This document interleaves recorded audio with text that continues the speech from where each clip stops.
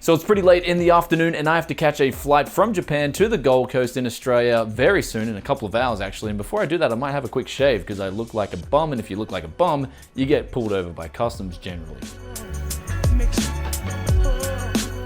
So I'm all packed up and ready to go, and we have there a bag that's full of power supplies, and then we've got the Mini RTX rig there, so I'm going to carry them both on as carry-on luggage. And then over here we've got a suitcase just packed full of used hardware. I've also even fitted in a monitor in there too. So my friend, he didn't want a 24-inch monitor that I gave him last year with a monitor stand. For whatever reason, I've got no idea. And then we've got the golf clubs, and that is pretty much stacked out at like 40.8 kilograms or something, because you're allowed like 800 grams over the 40 kilogram limit. So hopefully we get that through with no problems. And I've only got $10 left in my wallet too. Damn!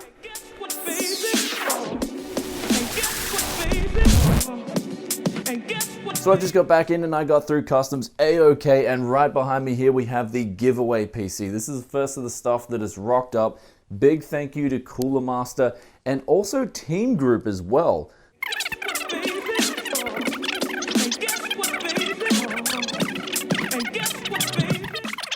And anyway, we have to get this build done right now because Hardware Unboxed and also Science Studio are waiting on me to upload the video for this. So I'm gonna get on to building this thing right now, doing all the B-roll and making this thing look pretty. So here's the giveaway PC behind me. It is now complete. However, it's the next day after I did this video, which I'll put in the link in the description below. So make sure you get in with a chance to win this thing completely free. I just had to go crash out. I was so tired, slept like 10 hours. Now we're back into it. So let's take a look at what's on the bench top. So here it is, guys. Here's the mess that awaits me. I've actually got to zoom out a little bit more. So I've got a heap of new parts that came in. We'll talk about those a little bit later. But this is all the used parts that I picked up in Japan. I was surprised I even got all this luggage back. I mean, I crammed my clothes into a little carry-on bag and also with a heap of power supplies because they were really heavy. And then I got 40 kilos of luggage in my suitcase. So these parts were really cheap. I mean, these power supplies, $10 each, and they work really well, especially the FSP ones here.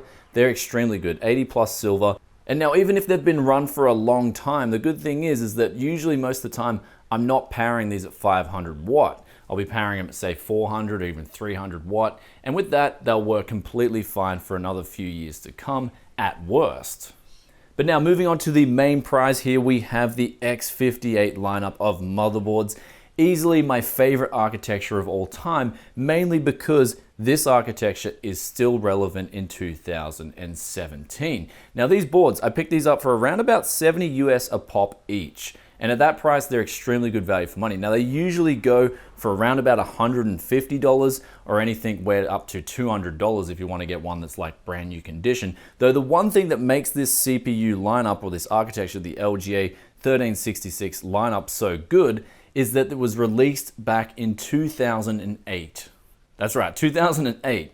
So that's like 9 years ago pretty much. And it's still relevant to this day. However, the reason why this lineup of motherboard, the LGA 1366 lineup, is so good to this date is because of the CPU prices. You can go out and get an X5650, which is a 6-core 12-threaded Xeon, for around about $20 off AliExpress or on eBay. They're also really cheap there. There's also the X5660, which runs a little bit more and has a higher multiplier, which I do recommend for overclocking. And now you can get these CPUs to 4.2 gigahertz, and you can get them to achieve around a 1000 Cinebench score. So that's like really close to the 7700K. And another thing about this architecture is as well, it uses the ring bus architecture from Intel. I believe it was the first implementation on this lineup of motherboard back in 2008. And it's still relevant to this day again, because the 7700K uses the ring bus architecture too, even though it's been much improved since this Nalum lineup.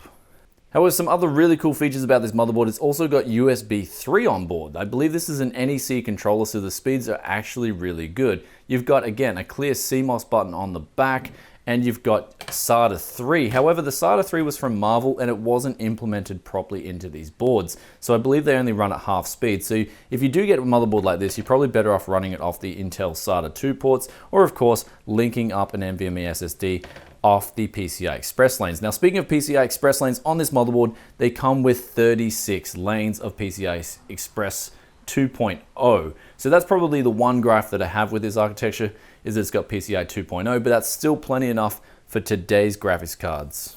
And the final thing to talk about with the X58 lineup and why I love it is the triple channel memory. So your Ryzen and Kaby Lake architectures nowadays have dual channel memory, though they have DDR4 memory, which has much higher speeds than the X58 lineup, which uses DDR3 memory. However, since it is triple channel, it will be at a multiplier of 1.5. So if you get the DDR3 memory, times it by 1.5, those speeds, that's effectively how fast this memory would run in comparison to DDR4 memory. Roughly, it's not exactly the same, but anyway. So in total, I managed to pick up 6 X58 motherboards, and also there was that one that I pulled out of the $30 PC. This is a H55 from ASRock. It has an i3 550 in it, but I believe something like this, you know, you can put in a i5 750, a $10 power supply, a GTX 670, and of course that hard drive we picked up for 15 bucks, and you've now got a really kick-ass gaming PC for like literally just over 100 US. So I look forward to bringing that build to the channel. I think I just made a build, put a build together, except for the case. So stay tuned for that one. We've got here another H55 motherboard. Now this one is actually going to be a continuation of a story that I'm going to talk about in another upcoming video. It's got to do with power supplies, because my friend, he bought this PC off me, and this is the motherboard from it, and it actually didn't work properly when he got it, and I was really confused. I was like, dude, you know, I test these PCs before I sell them, and I sold him this one in Japan, and it wasn't working for him at his house. Now, actually, in hindsight, wasn't the computer at all. It was actually got to do with his house and the power, so we'll talk about that in a future video, but this motherboard is now back home, I'm using it, and it's going to be awesome. And the last motherboard we picked up here was the $10 Z68 motherboard. However, it does have 2 bent pins, and unfortunately I can't test it at the moment because I don't have a CPU lineup with native Z68 support. I do have that 3770K, which I picked up for $100, which was an absolute bargain, but I believe I'll have to update the BIOS before I can get this to work, because in Japan, generally people never update their BIOSes at all. So I'm banking on the fact that it hasn't upgraded the BIOS. So I'm gonna be doing that later and seeing if I can fix it. But onto some other weird pickups. I managed to pick up this. It's a Spawn action figure. Now, I usually never pick up figures. I'm not really into the whole figure collecting thing, but I saw this for $5 and I absolutely love the original Spawn movie. And this figure looks pretty badass. So I was like, okay, I'm gonna give this a go, and I'm gonna have a little decoration. This is the Spawn action figure. I don't know, does anyone even remember that movie, and did anyone like it? I think it was generally negatively received in the press, but when I went to see it at the movies, I actually enjoyed it, so there's hence the action figure. And now we also got some local Japanese razor blades. These came in around $15 and you get 9 cartridges, and I've actually had a shave with these in the past. They're amazing. They compete with the Gillettes, which cost X amount more. So price performance, even when you're having a shave. Now, another used part to come back in, I didn't pay anything for this. I actually gave this to my friend when I left Japan, was this 24-inch Acer monitor. Now, it still works perfectly fine. It's CCFL backlit. However, he didn't want it.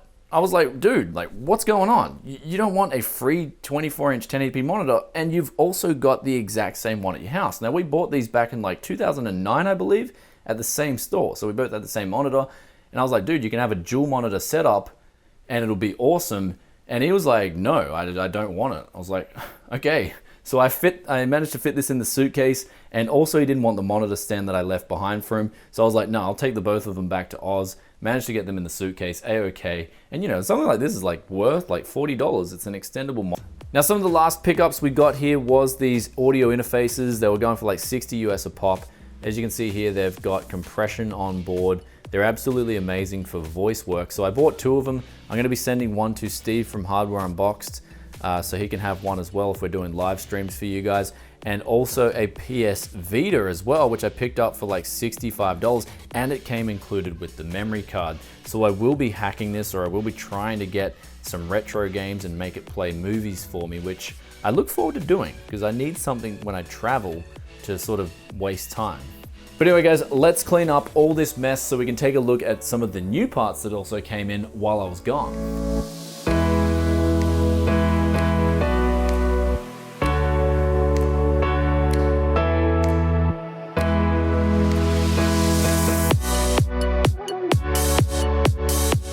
And also, before we move on to the new parts, Nathan, a subscriber, sent in a W3565, which is a 6-core 12-threaded Xeon. Now, this differs from the X5660 in that it's only got a QPI score of 1. So it'll actually work on practically every X58 motherboard, if I remember correctly. And then another subscriber sent in a motherboard. So thank you very much, Kristen, from sunny Boston. He sent over a motherboard which he no longer needed. I believe it doesn't work anymore, but it also comes with 4 GB of RAM and a CPU. So at worst, I could definitely use some of the parts off that. And then another thing you guys have been complaining about is that whenever I boot up a computer, I only use like a USB stick, or lately I've been using this like freaking knife that I found lying around to open letters.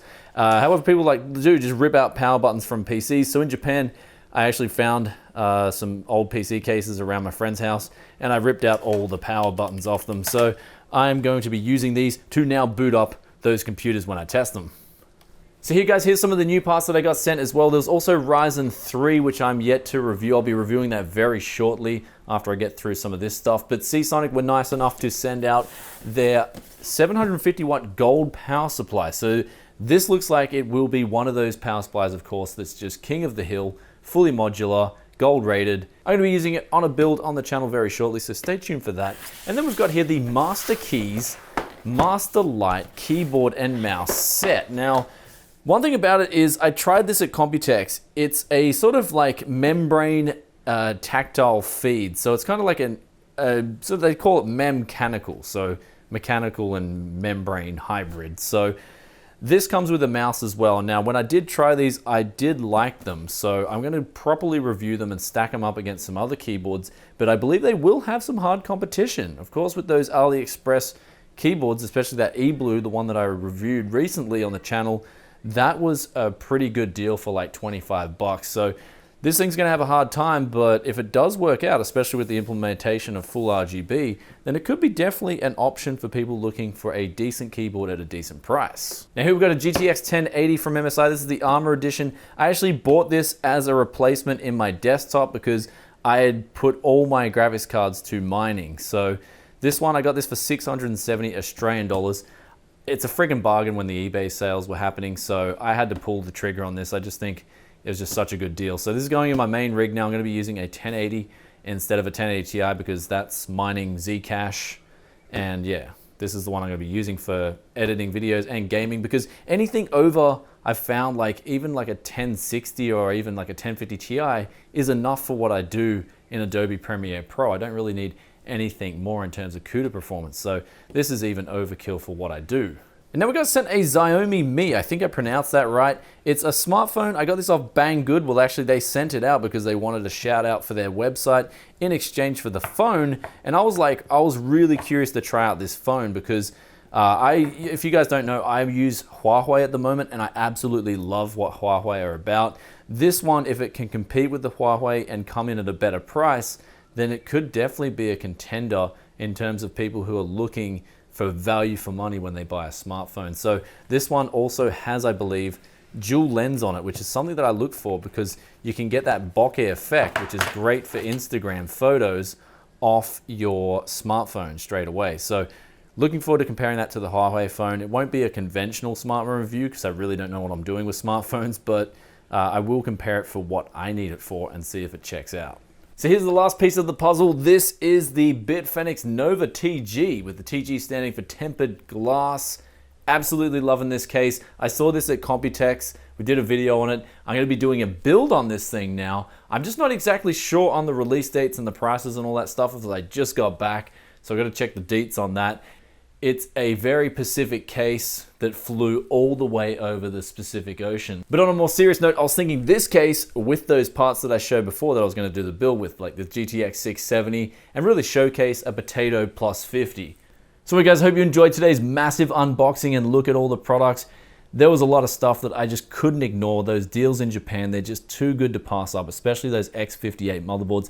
And also a big thank you to the Patreon contributors. Over the last year, I've now got enough money to upgrade my camera gear and make some other upgrades to the channel, so I'll be doing that very shortly. Thank you guys so much, and also be doing the monthly live with Steve from Hardware Unboxed very soon, so stay tuned for that. And I'll catch you guys in another tech video very soon with probably a GTX 1050 Ti versus RX 560 video, which was on the backlog, and also the Ryzen 3 1200 and 1300X. And I'll be comparing that against the G4560 and also probably the 1400, where it kind of sits in between. But anyway, guys, love you all. I'll catch you in another tech video very soon. Peace out for now. Bye. So this was one thing that really devastated me. I just got back and my Ghetto Heisers, guys, these headphones that I built a long time ago, I absolutely love them. They're now broken and my brother reckons he dropped them. And I was like, no way. You know, you don't drop a pair of headphones and bust them like that. And then I started looking statistically, and this is what was going on. There's another pair of Fidelio L1s. I'm guessing the same thing, accidentally dropped them or ran over them with a chair. Another pair of Fidelio L1s broken. So I now have 3 high-end or at least medium-end headphones busted because these are HD 595s. They're actually really good headphones. The L1s are my favorite headphones for end user listening. I don't use them for editing, but these, my brother's busted all 3 of them now and said that they've just been weak. And it's like, no way. I've been using headphones for twice as long as he has. These are V-Motor headphones, and these are arguably a lot weaker than those headphones, and they haven't broken at all. Like, I've been using these for editing and heavily using these, and they're still working a trick. And even the skin has come off the top and the bottom of them, and they're still working. So, statistically speaking, my brother has been raging, I think, and he has been busting my headphones up. And that's what Dadman reckons as well. He reckons he caught him smashing the headphones. So you saw him busting my headphones? I saw him and I heard him.